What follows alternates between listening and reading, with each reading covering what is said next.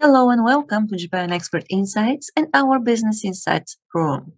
Every Thursday, Team Sullivan and I, Mai Matsuoka, lead a discussion looking for insights, developments, and new opportunities for the business in Japan. In this podcast, we welcome comments, questions, and opinions. So if you haven't done so yet, join us next time. In the meantime, you can find us at japanexpertinsights.com and our YouTube channel, where we upload all the conversations on Japanese politics, business insights, and the role of Japan in the Indo-Pacific region. So today we've got Hana Urushizawa. Hana is based in Canada and she left Japan about 10 years ago. She has been living in Canada during the time and now is planning to come back to Japan, to move back actually to Japan and relocate again. Well, let's say that it's going to be significant relocation after these 10 years overseas. And of course, the theme of the room today is reintroducing Japan to myself. I can see that, and I have heard from some of my friends who live overseas that there is always a trepidation when you are considering coming back to Japan after a certain period of living and working overseas.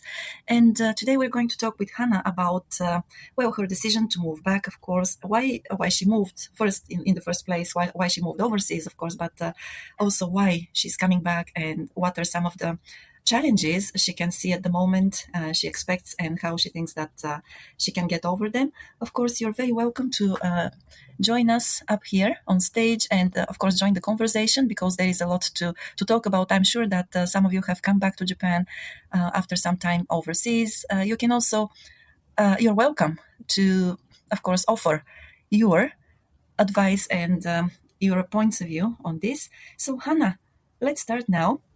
And we'll move on slowly.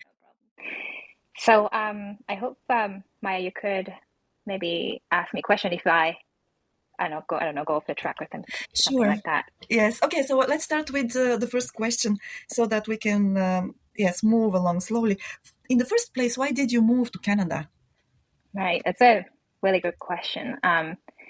Really short answer is one day, actually, it happened totally out of the blue. One of my executives came to my desk at work, and he asked me if I was interested in moving to a Western country. And honestly, I was so bored at work that day, and I was kind of sleeping at the desk almost, or fighting not to fall asleep, I guess. So that was a really surprise to me. And I said yes, like right away, because I shared this a little bit with you, Maya, but I really hated everything that was happening in my life.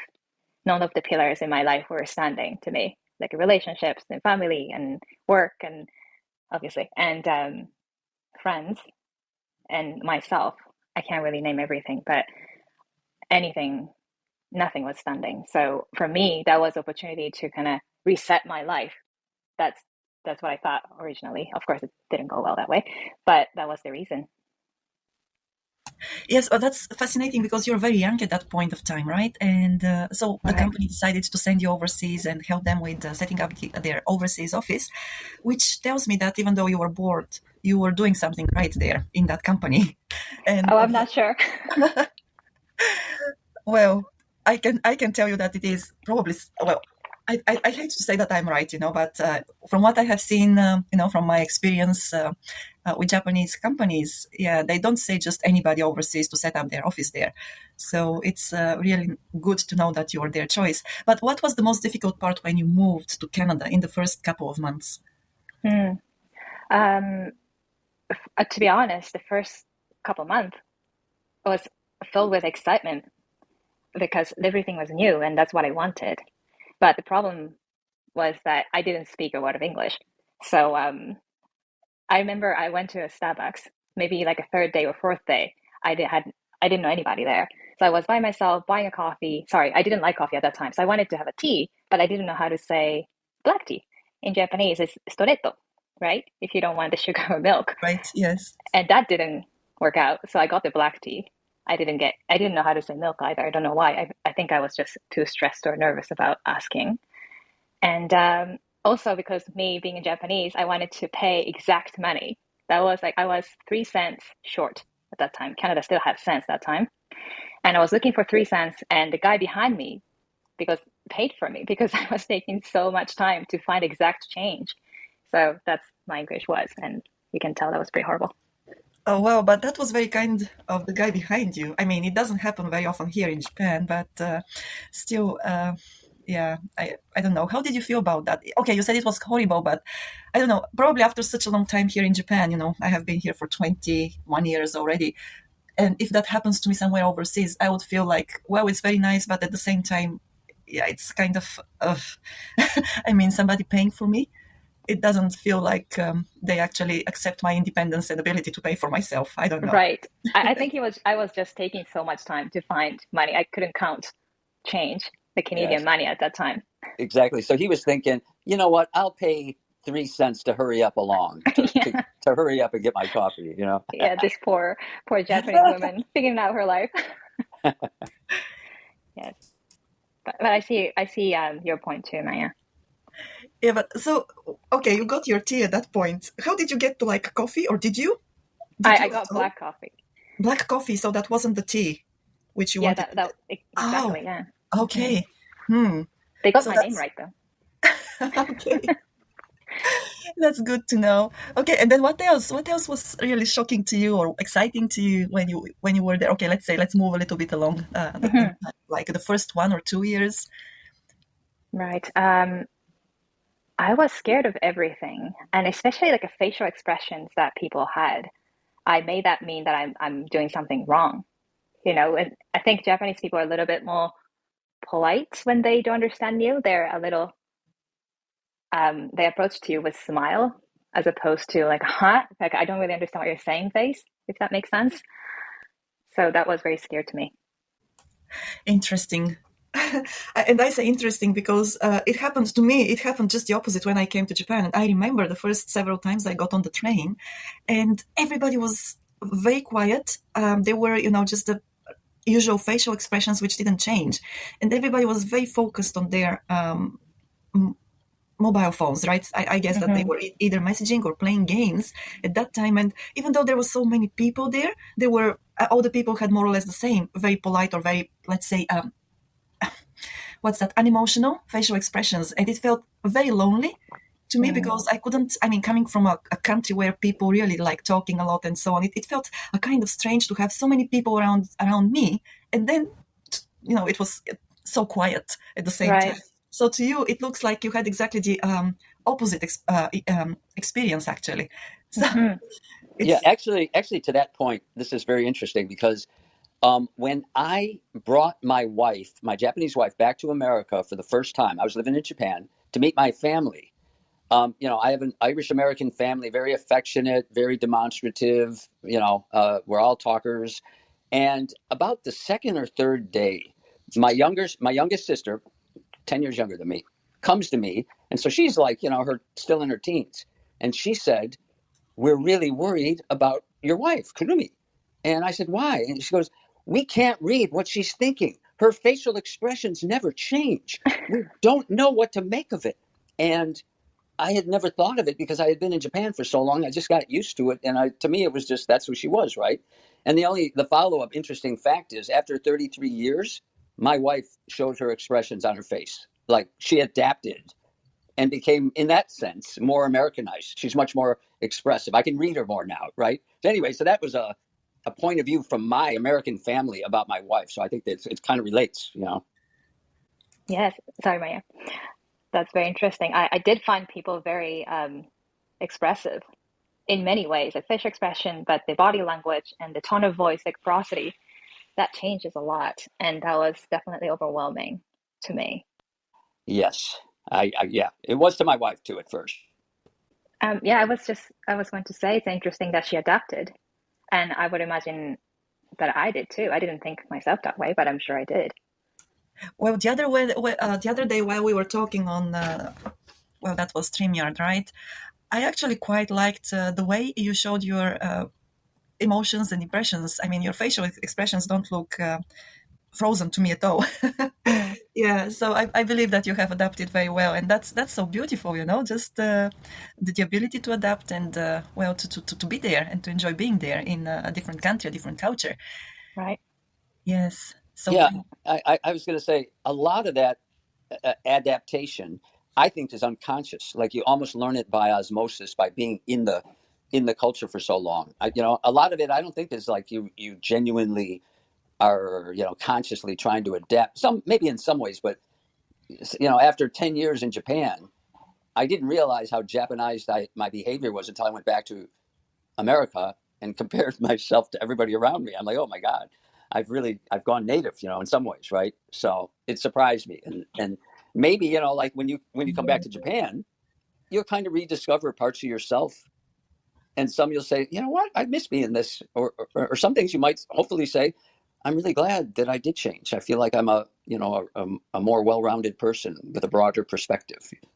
Anyway, that's how I look at it. Yeah, a lot of thoughts are coming through my mind right now. I'm sure I have adapted some of it. And then last summer I was in Japan, and I was in Hoji. That was my dad's anniversary. And I could see my disciplines, the whole sets of discipline was there still, like without thinking about it. So my muscle memories and my body memory is still definitely there. Yeah, that's interesting. I find it interesting too because, as you say, the body memory. So that's something unconscious, right? And we think that when we move to a different place, let's say a different community, a different country, and we think that at the end of the day, we feel more comfortable there after consciously or subconsciously adapting to the, to the reality there. But even after such a long time, eventually after going back, it's fascinating to realize that memory, it has been suppressed while in a different place, but it suddenly comes back. And to me, it's, of course, physically, it's something like playing volleyball or riding a bicycle. So you never forget those things, right? Or probably swimming as well. Even if you don't swim for 10 years, once you're in water and you feel, you have some space, you can actually swim there without any exercise of, during those 10 years, for example. Yes, that's exactly it, Maya. I think that's what's happening. Yeah, and I also think that even though there is that, I mean, it's the physical memory, right? The memory which our muscles keep, even without us realizing that, but it also happens on a different level. That's a psychological level. And the moment I have noticed it, when I go home, when I go back to Bulgaria, of course, the first couple of days, as Tim said, it happens to me that I feel how Japanized I have become. But after those couple of days, eventually, after talking with friends and family and, people around me, everything comes back. And I realized that, those things, they haven't changed that much in me, my way of thinking, my Bulgarian way of thinking, let's say, the logic which we have there, and so on and so on. So I can see how you mentioned that there's been, you have some, I wouldn't call them reservations, but different, let's say, expectations of what happens after you come to Japan. So what are some of the things which you, let's say, you worry about? You expect to happen, and you expect to have to deal with them. Right. That's a big topic. I was thinking about it after our talk first time, and I think I think it's a fear, not a like worry/fear, is that how I'm going to be seen as Japanese, but also not pure Japanese, and how I'm going to be expected to behave in the society, and how I'm going to be well blended again, but also keeping what I have adopted or I have changed for myself. I think that comes in my mind the most. Tim, sorry, go ahead. I don't want to interrupt you every time. No. I mean, we kind of talked about this offline. Some of it, I believe, has to go back to how you choose to view the situation, right? So, some of it depends on, like, when you say blend in, I feel like it's easier, or there's maybe less pressure when you're in your social world, because you can find your niche, associate with whatever friends that you feel, kindred spirits and people you feel comfortable with who share your values and outlook. And, in a sense, you can create that reality to a degree. I think the challenging part is if you work, for example, for a Japanese company, there's going to be tremendous pressure to blend in. I have a friend whose Japanese wife was in America for most of her young life, and she never learned proper Japanese business keigo. She's a native speaker, right? and she struggled, right? So, so then the question is, what kind of company, if you're going to go work, if you're going to get a regular job here, you want to find that company that values your skills. In your case, your English is just exquisite, and your bicultural perspective.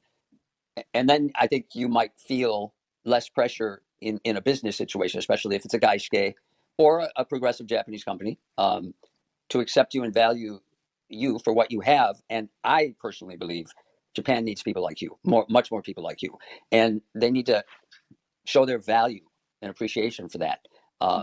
Because I think you have a lot to contribute if you were put in the right situation and given a chance. Right. Yeah. I do feel positive about that after talking to you last time. And I'm not just talking about like a company setting, I'm talking about like a family members or old friends. I have a certain like a way of being with them. And it's like every single cell knows how to show up almost in front of them. And I really have to make a conscious effort to not to offend them, but also respect myself at the same time. And I don't know if I'm making sense. Does that make sense? Yes, I understand exactly what you're saying. And that is a lot of pressure. And I guess my other point is, to some degree, as you said, you want to be authentic, your authentic self. I think you have to be at peace with yourself and recognize that sometimes being yourself might not be taken the way you want it to be, but that's who you are. I mean, maybe I'm oversimplifying it. So I guess what I'm saying is it's an attitude, like choosing how you're going to feel about, the reality that sometimes people might not view you the way, as completely blending in. And I'm basing it on my wife's attitude. My wife just has kind of a devil-may-care attitude. But when she was younger, in her 30s and 40s, she may have looked at it differently, But at this stage of our lives, it's like she really doesn't. She cares and plays the game, but she's still pretty much who she is. And I aspire to be more like her in that way, honestly. Right. I think every time I go back, I've been going back to Japan a couple times a year, including this pandemic time. And I've been noticing that it takes time for me to set boundaries and maybe not I'm not taken in the way that I want them to take me, but it's okay. But to be okay with it and not feeling sad about it or guilty about it, that's a process, especially with family. Yes. Yeah. Whenever I listen to Japanese friends and acquaintances talk about these pressures, I always remind myself it can be a pressure cooker here, and it's tough being Japanese sometimes, So I completely hear what you're saying and understand your feelings. And by the way, if there's anyone in the audience who'd like to come up and ask questions or share their input or their stories, we'd love to hear it. But thank you, Hana. I appreciate your your thoughtful response. I have another question, if that's okay. Unless you want to cover anything else, Maya? Yeah, I was just thinking while Hannah, you were talking about the pressure and not only you, a lot of people here actually feel with while communicating with family and living up to their standards and expectations. And I remember how when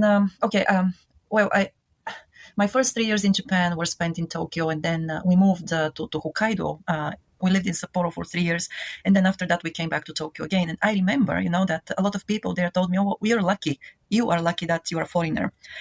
Because people are not going, your family, husband's family is not going to have the same expectations of you as, if you were Japanese, if you were Japanese.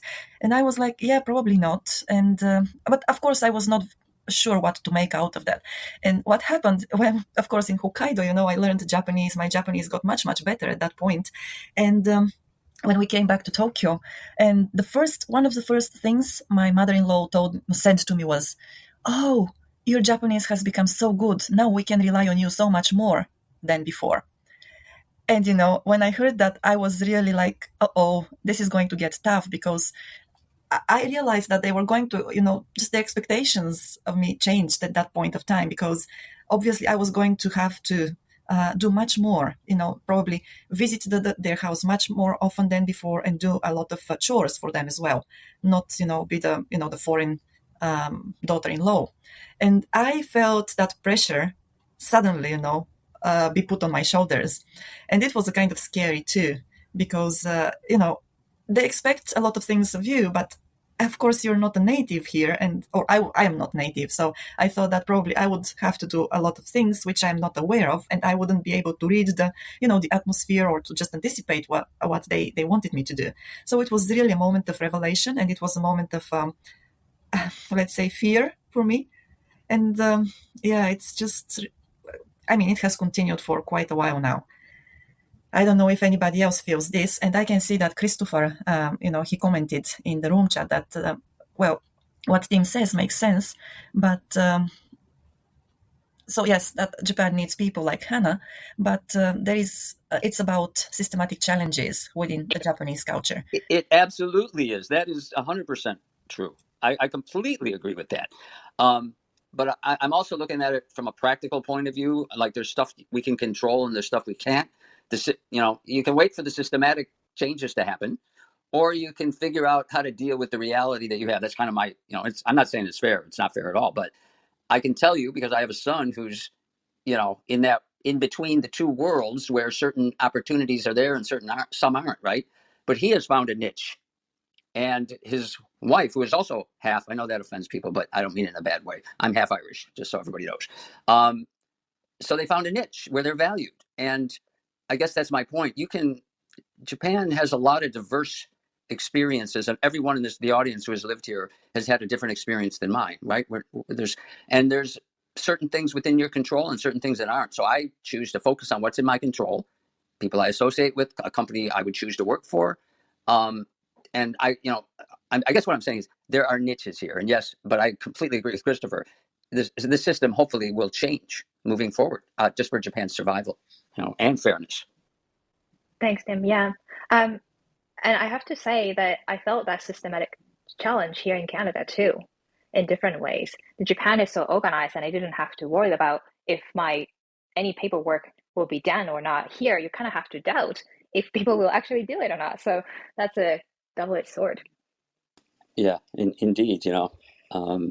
So, Maya, did you have any other questions? Because I have kind of one to turn this more positive. So we talked about your perceived challenges.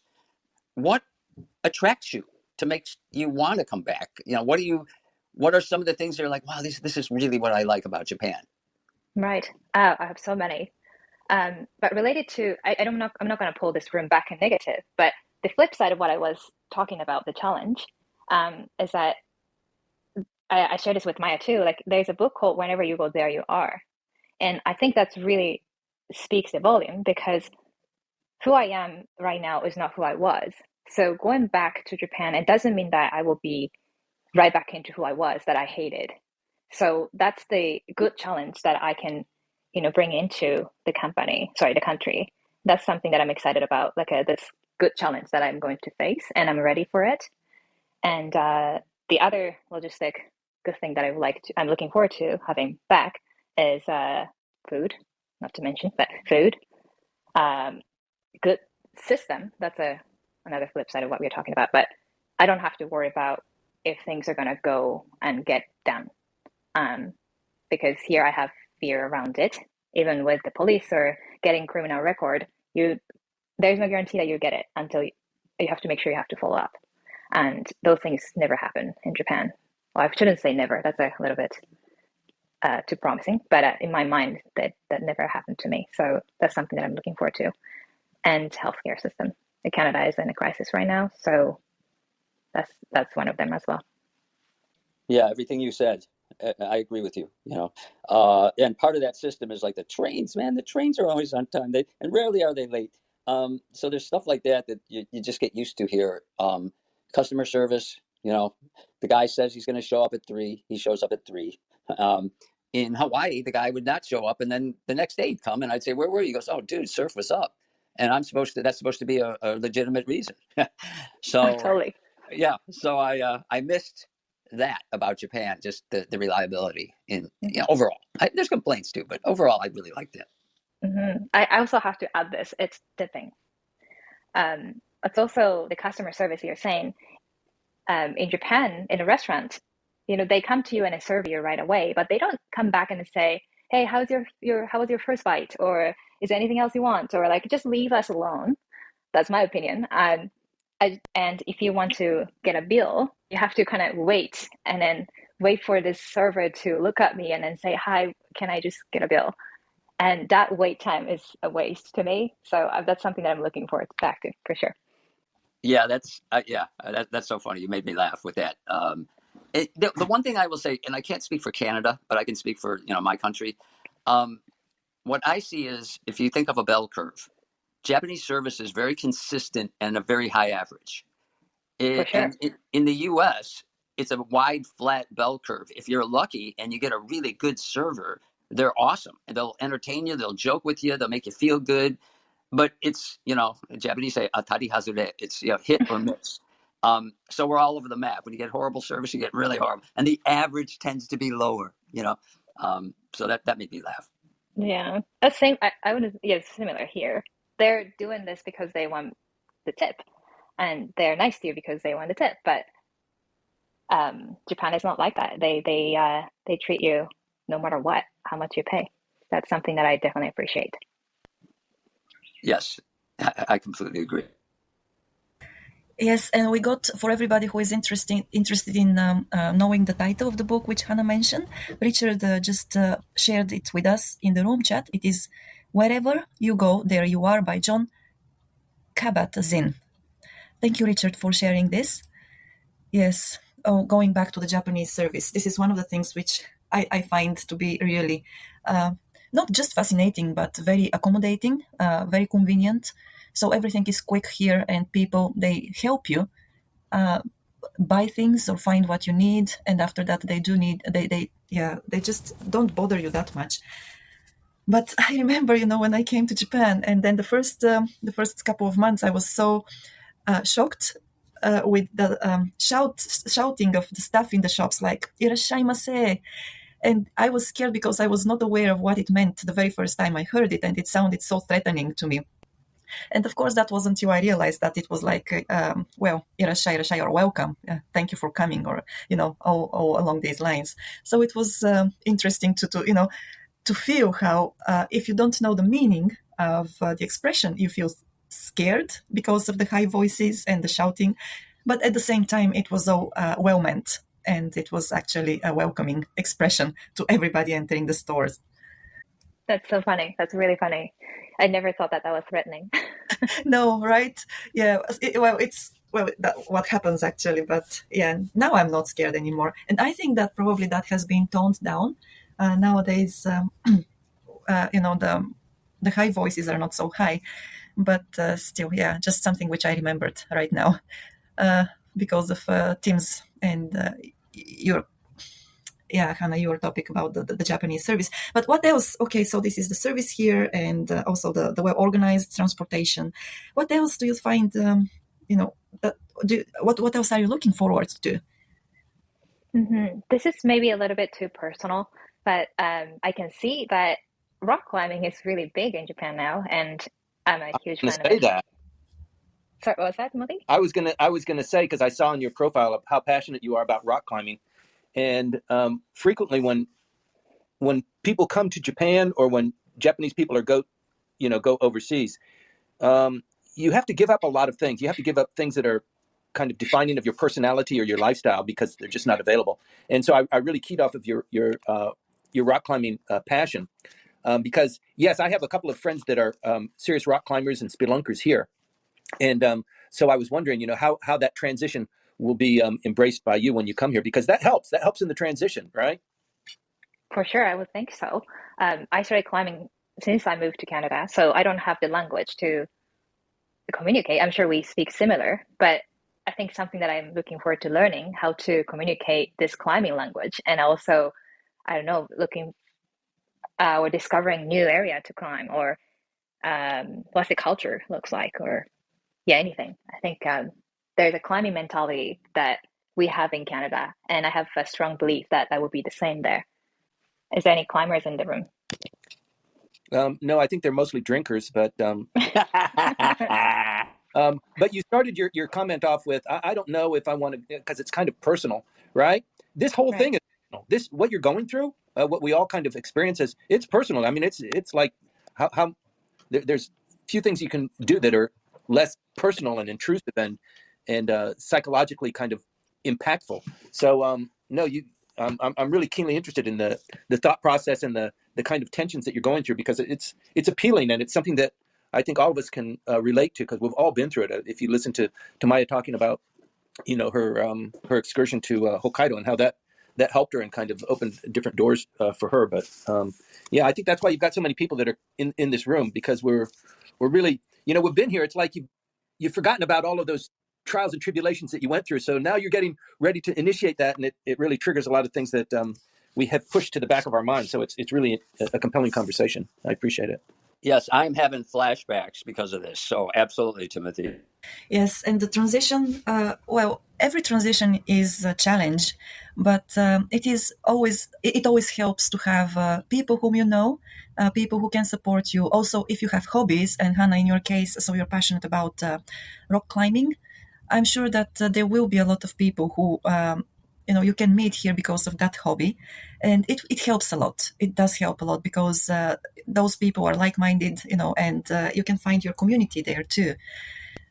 And I have seen, 20 years ago, it wasn't really a big thing here, at least as far as I know. But nowadays, yes, you can also see some TV shows about climbing, rock climbing, and also, what do they call it? There are, yes, bordering as well. So this is definitely something which has gathered speed here in Japan, and more people are doing it for fun, for the challenge, for self-improvement, if you wish. And definitely that's something which helps with the transition. I mean, your interests and hobbies as well. Yeah, nothing like, having common experiences to bond with people and friends. That's pretty powerful. Yeah, that's the niche that you're talking about too, that I can look for. Yes, definitely. And then, so you're going to move where? Are you going to move to Yokohama or to Tokyo or to any other part of Japan? I'm planning to move to Yokohama. That's nice. If you're interested, if you're interested in expanding your hobbies and interests, maybe you can consider, also sailing. We have at least two sailors in this room, or maybe one of them left. Yes, sailing. Wow. So that's something Timothy nice too. is a sailor. A drinking sailor. The best kind. The only kind, I think. Yeah, we had also Evan was here. Evan, he's a sailor as well, but he left. Probably he needs to go to work. Not probably. I hope Evan is a sober sailor, because one of you have to be sober, Timothy. One of us has to be, yes. You never know who that responsibility falls on, though. It's called tag team. Right, yes. But yes, I can say that, when you move back to Japan, there will be a lot of other opportunities, Hana, in addition to the rock climbing and, of course, I would say, probably bouldering. I don't know whether you do bouldering and how they are different. I mean, rock climbing and bouldering, because I'm not into that, and apologies for being ignorant in this sense of the word. But yeah, sailing is definitely something which may be also helpful, yeah. And one other niche, Maya and I would love to hang out with you and your partner when you get here, because we like to talk about cross-cultural issues, which is another niche that you would fit in, I think, very well. Yes, totally. Yeah. So I just saw a comment, or I can't see the full, but I just wanted to pay attention to that. Otherwise, I couldn't read it. Okay, is it the comment from Christopher? Yes, so there is a question to you, Hana. It reads, I'm sure you've put thought into how you'll do your counseling work in Japan. Could you tell us a bit about possible approaches you see yourself taking when assisting people who are in interracial relationships? Sorry, I was reading that. Okay. I found it. Yes, it was very at the bottom. Possible approaches you could see yourself taking. I have a question to answer the question. If you are open to come up to the stage, Christopher. Yeah. Christopher, please feel free to come up to the stage. We can have this conversation. Can you see Christopher in the room? I'm not sure you're asking about the business approach or the counseling approach. Oh, I can see you. Here you go. Hello, Christopher. Thank you for coming Hi. up on stage. Thank you. Welcome. Yeah, thank you. Yeah, you said you have a question for me.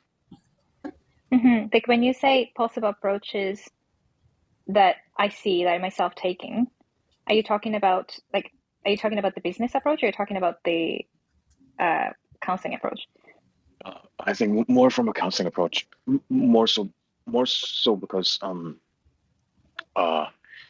you're moving from a completely different culture where you've practiced for several years, and you're moving to a completely different culture where the actual interrelational relationship dynamics within a vastly different culture in itself will probably have a different I don't know, the dynamic itself will be different. There are different kinds of challenges, different kinds of cultural challenges, and so on. So, as a counselor who's moving from one who's been pretty embedded in one culture for quite a number of years, and then you move to you transplant yourself to a completely new culture. I'm sure you would have put thought into this. I know fundamentally a lot of things are similar, but I'm sure the cultural part of it, since it is interracial relationships that we're talking about, that we're dealing with, what are some of the thoughts you thought about? Like, for example, are there some certain challenges that you foresee that you probably need to keep in mind, I mean, that was how I was seeing it. Right. I feel like Tim can answer that as well. But I think because I live in Canada, I see different cultures all the time. But at the end of the day, when it comes to a relationship, of course, the expectations that you have based on how you are raised is really important to understand each other. And at the same time, the communication skills and healing from the past, that's really the key to make a shift in the relationship. So that's the approach that I take. I hope that I answered that question. I would just add, Hana, like, so you're, as somebody who has a relationship with someone from another culture and you're Japanese, you're helping people in a similar situation, and some of it based on your experience doing that. The difference would be the context and the dynamics of an interracial couple in Canada versus in Japan. And my feeling is there will be a lot of overlap, but because it's in Japan, there's going to be other challenges, raising the kids, things like that. So do you kind of view it that way as well? Does that make sense? Yeah, it does, but I can't answer that, just to be honest, because I don't know what it'd be like to work with Japanese people there, or people who are in Japan. I haven't worked Right. with couples or individuals who are feeling challenges because of the Japanese culture. But I shouldn't say understand, but at least in my body response to a different culture as a Japanese person, I can relate to many of these things. Yeah, that's interesting. And I think that it looks to me like you have just found a niche, for your counseling work here in Japan. Like, yeah, you say that you don't know how it is going to be, working with Japanese people who are in intercultural or interracial relationships, but you have that great advantage of being Japanese and also being in such a relationship. So, and you are also a counselor. You know how to use your experience to help others. So I don't know. It's just it looks like a great business opportunity to me, but yeah, it's an idea which I just got while listening to you and to Christopher as well. Yeah, and I believe there's a niche for that as well, and I have no doubt that your counseling approach would be great. So then it turns to business. Like, how do you develop that tap into that need and reach the people who need your services? So that would be a challenge. Which I certainly not something I ever was able to resolve. That would be, everything will be new to me. So that's a good challenge, for sure. Yeah, it is. But also challenges keep us active, and well, as long as we can learn something, then they are also very rewarding. And I definitely think that every challenge is an opportunity for those who experience it. So yeah, I hope it is the same with you, Hana. I'm wondering if there anybody in this room that, brought your business from where you were to Japan. And if anybody can share that, I'd be grateful. That's a good question. Good question. Yes. If there is somebody who did that, please let us know. You can raise your hand or share this in the room chat. At the very least, a potential future topic. Yes, and I can what's the word I'm looking for? I can give you an update. Well, it looks like nobody has done that. Well, you can be a pioneer, Hana. Yep. Yes. So there is a question in the room chat. Do people go to couple counseling in Japan? And from my experience, I don't know whether 100 Japanese couples, whether they go to couple counseling, but I can say that couples who have, let's say mixed couples, they do. That's what I have heard from friends and acquaintances. I hear about it a lot too. Yes. So, Timothy, do you hear about it with mixed couples or also with? No, the only way that it would come to me is through mixed couples because they're having trouble. They're having difficulty and there are kids involved and they're afraid about, parental kidnapping or, it just gets to be a difficult, very delicate issue. And there are people who provide that kind of counseling here. And they're very good. I hear about them all the time. I don't introduce people to them. I usually get involved in helping people figure out the kind of legal distributions of roles and responsibilities and options. But frequently people need to get third party. I mean, frequently when people are in a fight or in a controversy, you need to have some third party to come in and just kind of, calm you down and let you know what's right and what's wrong. And this interpretation of what you have of what your rights are and what the obligations are of the other party. Sometimes an adult needs to just sit you down and say, you're a little bit off there. And this is the true sense of your situation and allow them to make decisions based on that. And the couples counseling, there are lots of groups. I'm sure people here in the room know of them. There's a great group that's called Foreigners Married to Japanese. Foreign Women Married to Japanese Spouses.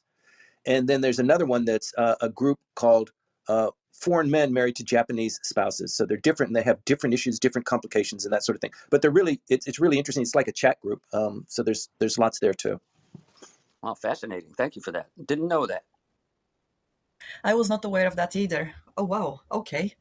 Sounds like something which a lot of people can use, but also. So I guess that means that, we are in relatively balanced relationships, but most of the relationships, the intercultural relationships, they are fraught with lots of problems. Religion, culture, raising the kids, how money is spent, who gets control of the money, things like that. Right. Yes, there are quite a few cultural differences in this respect too.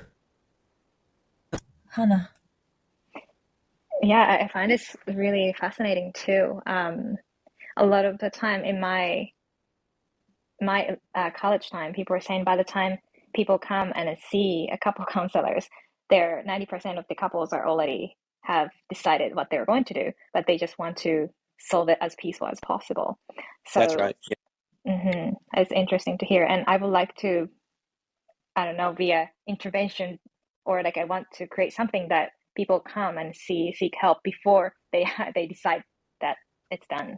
I think that'd be something to offer. I think that's a great idea for preemptive education, to both for both couples, ideally, right? The thing is, before people experience their problems, they often don't realize what they need.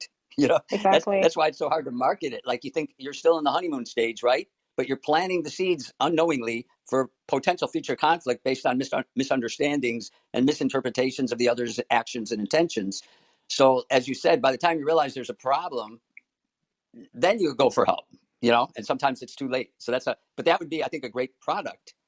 And, I shared an article I wrote with you, Hana, Married to an Alien Can Love Conquer Culture. And the whole idea of cross-cultural marriage counselors came when it was a regular seminar that I did. It was in the US. And the only Japanese lady in the audience, she approached me afterwards and said, "Do you do marriage counseling?" And I laughed, but she was really serious.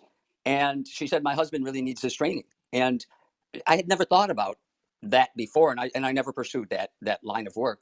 But it made me think about it and realize that there is a need. There definitely is a need there. And again, Hana, I like your idea of a preemptive kind of education that could prevent those problems from happening in the first place through better understanding. Or in some cases, the two couples they think they know each other and they don't, and then they tie the knot, and then they realize later that they were incompatible. Oh, that never happens. Right.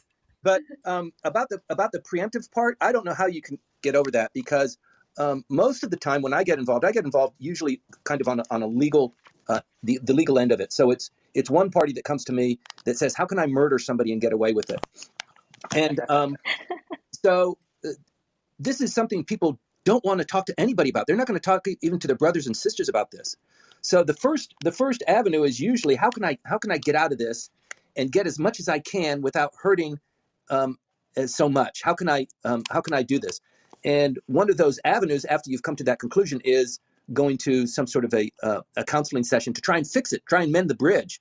But like you said, usually when it gets to that point, the people have already made up their mind spiritually. They have decided, I hate you, I hate you, I hate you.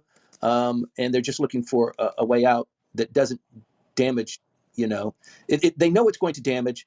They're trying to just minimize the kind of collateral damage that they know that their decision is going to cause. Man, we could talk about this all day. This is a good topic. Maybe a future discussion. This is so your wife keeps calling me, Tim. You're so funny.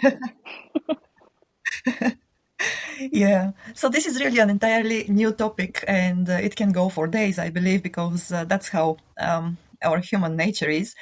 But we are already 4 minutes past 9 o'clock. 9 is the time when we usually end the room. So, Hana, if you have a few words in conclusion, please share them with us. I have one word, really. Thank you for this opportunity and having this great conversation. And I hope to stay connected with everybody. Oh, definitely, yes. Everybody who is in the room, I encourage you to get connected with Hana on LinkedIn. She has a profile there. Also, you can reach out to her here on Clubhouse as well. There is a back channel. And please stay connected with everybody in the room, of course, because this is a community which we have created and hope that everybody who is part of it will benefit from it. So thank you very much, Hana, for your time. Thank you, Timothy. Thank you, Hana. Thank you, Timothy. And Christopher, thank you for the questions. Great questions. Great questions and great observations and great ideas as well. Thank you so much. Thank you. Yes, we're going to stay connected and to communicate, Hana. Well, in the meantime, I wish everybody a great day. It's going to become warmer here in Japan. I hope that the weather is fine where you are. And please join us on Sunday morning as well when we talk about the Japanese politics with Timothy Langley. Also next week, we're going to be here again at 8 o'clock on Thursday morning. So thank you very much again. Have a great day and we'll see you again. Thank you for coming and staying with us today. We will be on air next week on Thursday at 8 a.m. Japan time again, so join us. Until then, you can find us at japanexpertinsights.com and our YouTube channel, where we upload all the conversations on Japanese politics, business insights, and the role of Japan in the Indo-Pacific region. If you want to stay informed about our upcoming events, you can follow us on Clubhouse, LinkedIn, Twitter, and Facebook. Again, we're looking forward to your joining us next week. Until then, stay well and make the best of the day. See you.